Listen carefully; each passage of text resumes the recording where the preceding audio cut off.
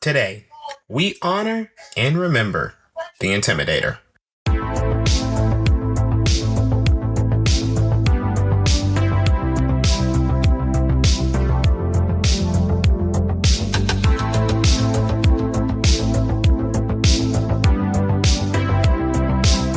Hop in, buckle up, and get ready to lay it on the line.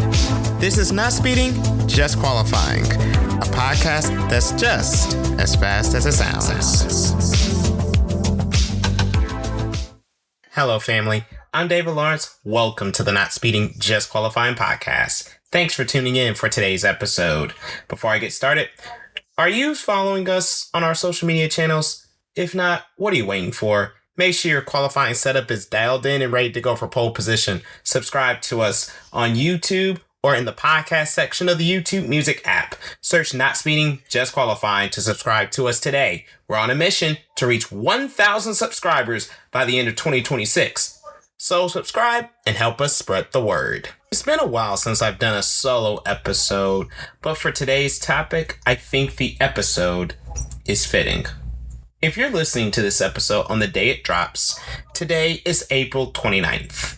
Today would have been the 75th birthday of the man who goes by the government name of Ralph Dale Earnhardt.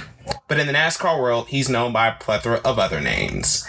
The Man in Black, One Tough Customer, Big E, insert your favorite name here. But the name we most commonly known Earnhardt for was the Intimidator. Now, as a NASCAR fan, I've heard so many Earnhardt stories. You can go back to our last episode where we were talking with Kelly Crandall, and you can hear her experience about how she came into NASCAR. But for me today, I'm going to tell you guys a little bit about my experiences with Earnhardt from my perspective. None of them are in person, but I think you might find them a little funny.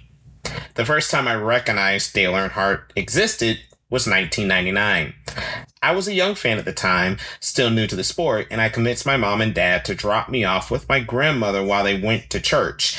If you truly know me, you know how accurately and simultaneously out of place that would be for me today, on Valentine's Day of that year.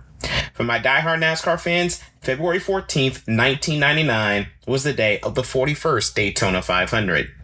It was the first Daytona 500 I ever watched, and I was grinning from ear to ear like it was Christmas in February, which for NASCAR fans, the Daytona 500 usually is. At the time, as is now, Jeff Gordon was my guy. He was fresh off his third championship in his metallic rainbow DuPont Chevy, and he was on pole. As the late Greg Gumbel and Ken Squire led us through the very brief, compared to today, pre-race show on CBS, Gumbel highlighted Earnhardt's struggles to finally win the 500 the year before. A struggle on that day I was not privy to, nor, if I'm really being honest, didn't care for. Again, I'm sharing a 6-year-old's perspective, so don't come after me. Watching the highlights, seeing the crowd lose their mind as Earnhardt took the yellow and white flags together, the donuts in the grass, hearing about the lucky penny he couldn't retrieve until that Valentine's morning when the car was removed from Daytona, USA. When the race started, Earnhardt always hovered near the front. He stayed in the top 5 throughout the afternoon as the race drew through its final stages.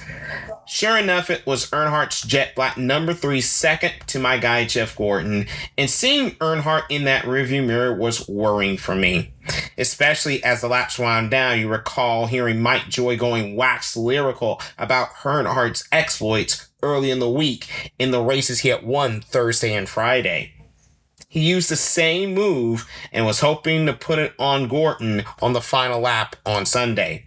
But fortunately for me, Jeff saw Dale's move coming and was able to hold him off to win his second 500 in 3 years. Just months later, I was given a special treat. At that point in time, I had just watched races, and TV was the closest I would ever get to a race car. But one afternoon, my father caught wind the Chevy dealer not far from my grandma's house would have Dale Earnhardt's number 3 on display. For those of us who remember, and still happens today to a much lesser extent, NASCAR was in a boom in the late 1990s, and part of their genius marketing was sponsors working with teams to have show cars tour the country outside various car dealers and big box stores, depending on the sponsor, of course.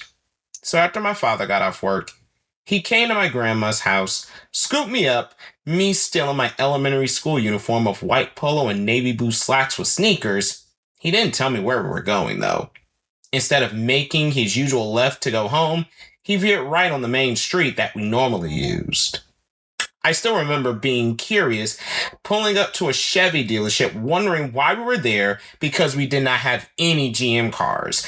Well, except his old Buick Skylark from the 1980s that was nothing more than storage for his yard equipment by that point in time. Anyway, out we stepped, my dad took my hand, and we walked up to the car.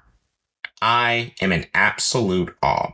I was touching a real-life NASCAR Cup car. Well, maybe I wasn't supposed to be, but I didn't care.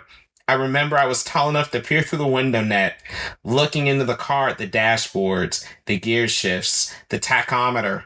I was very careful to follow the do not touch sign on the window net or reach inside of it because I did not want to let that moment go awry. I think I even asked, in my young, dumb curiosity, where the passenger seats were in that car. Blame the Looney Tunes commercials. And yes, 1999 was a very different time. But for those 10 minutes at the Chevy dealership that day, those 10 minutes stayed with me the rest of my life.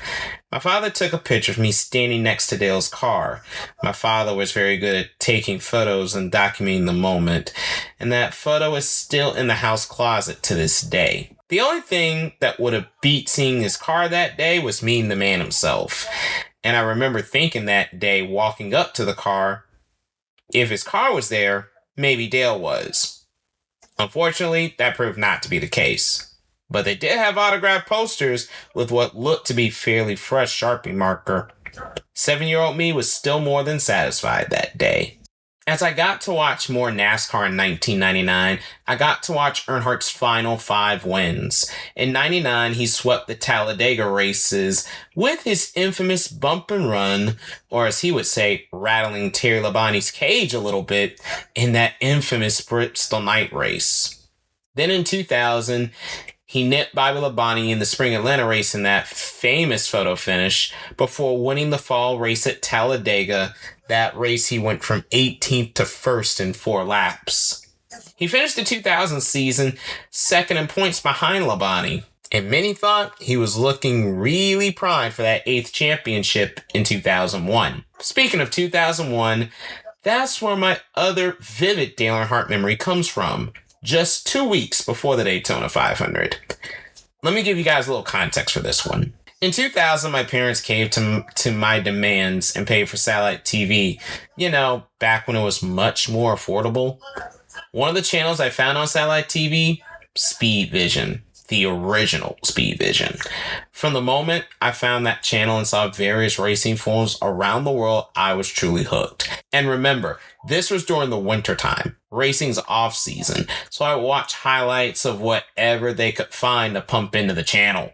This is how I became familiar with events and series such as the Dakar Rally, DTM, and V8 Supercars. But since I need to stay on track, let me get back to my point.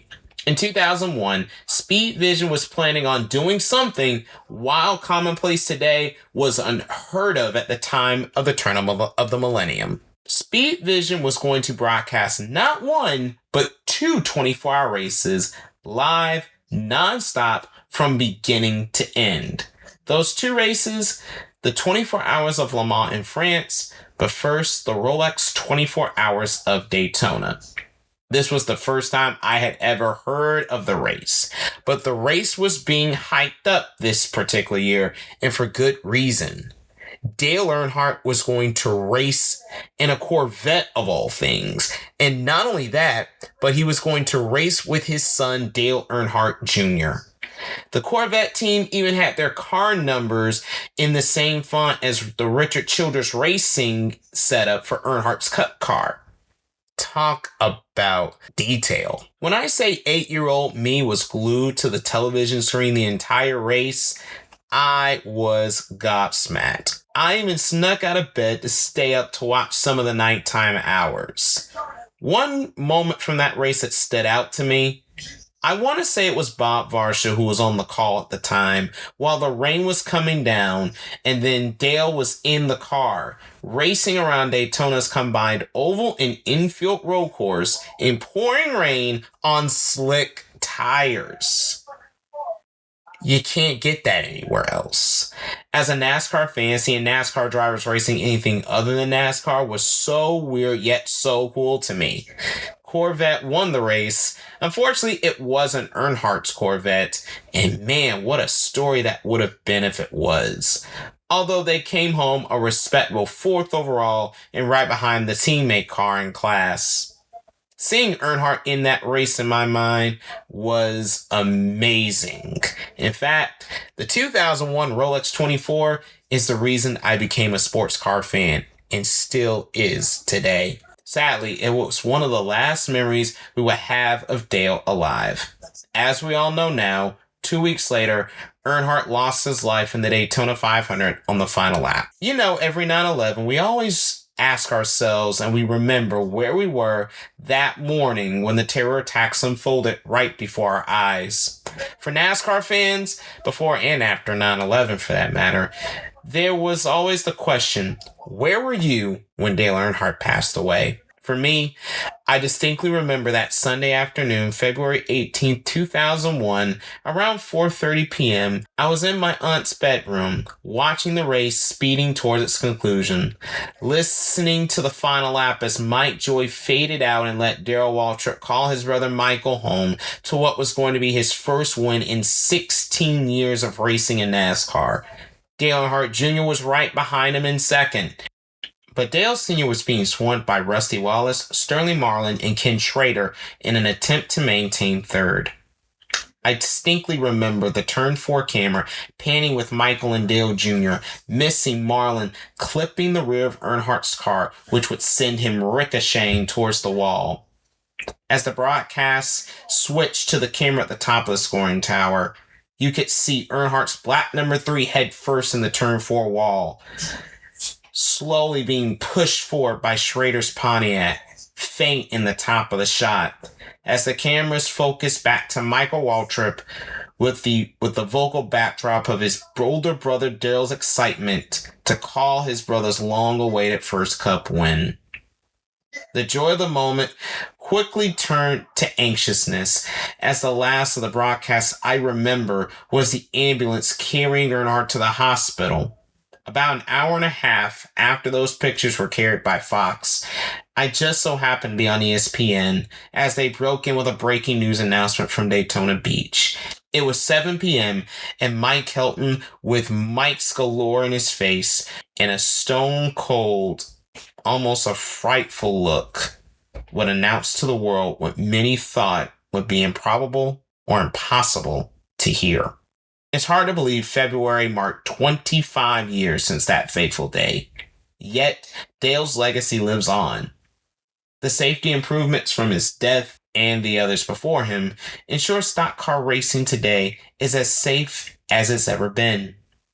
As for those who, like me at the time, were unfamiliar with Earnhardt's exploits, YouTube and some of the biopics, including the movie 3 from ESPN, which really opened my eyes to Earnhardt's history, have now morphed into a world that's now an archive that lays ground for Earnhardt's through line, telling the story of how he went from a scrappy short track racer following in his father's footsteps, going from Rookie of the Year to champion, becoming the exemption to the sophomore slump rule, equaling a mark of 7 championships that 15 years before he accomplished the feat, many thought was untouchable.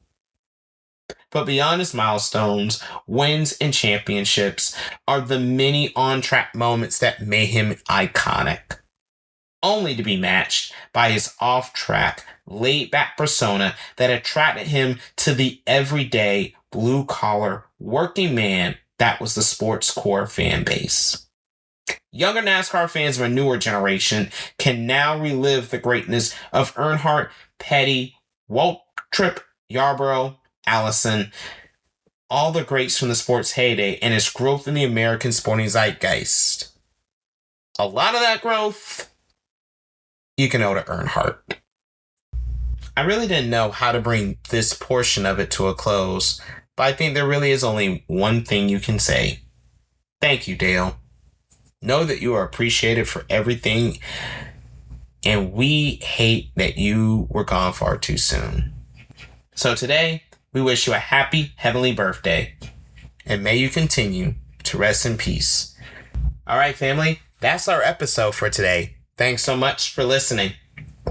Are you listening and have a topic or series you want us to cover on the show? Drop a comment on any of our episodes and let us know. You can also reach out to us by email. The address is dalmotorsports@gmail.com. The email address again, dalmotorsports@gmail.com. We would love to hear from you. You can also connect with us on social media.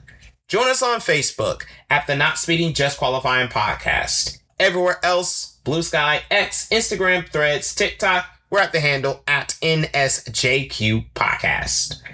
One more time, make sure you subscribe to our show so you don't miss whenever we drop new content for the pod. Also, like and share our stuff. The more you like and share, the more YouTube will start recommending our episodes to others. Last but not least, if you want to follow me on my personal social media handles, links will be in the description box to this episode. I'll talk to you all next time for another episode of Not Speeding Just Qualifying, the podcast that's just as fast as it sounds. Until then, I'm David Lawrence. And remember, you're not living life to the fullest until you're going flat out. So long, everyone.